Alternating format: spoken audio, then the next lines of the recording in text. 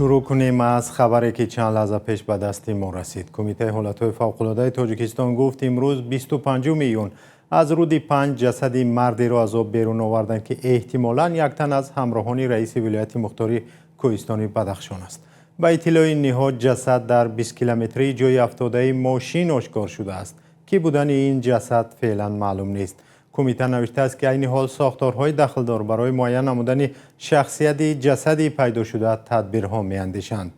از وقوع حادثه 8 روز گذشت. در داخل ماشینی که 17 میلیون در حدود ناحیه درواز به دریای 5 سرازیر شد، همراه با علیشیر میرزان‌آباد دو مرد دیگر یاورش سدانشاه جناب علیشاه و رانندش سینا مبارکشایف هم بودند. اینچنین در داخل ماشین همسرش امینه امان‌الله و با دختری 2 سالش عارفه قرار داشتند.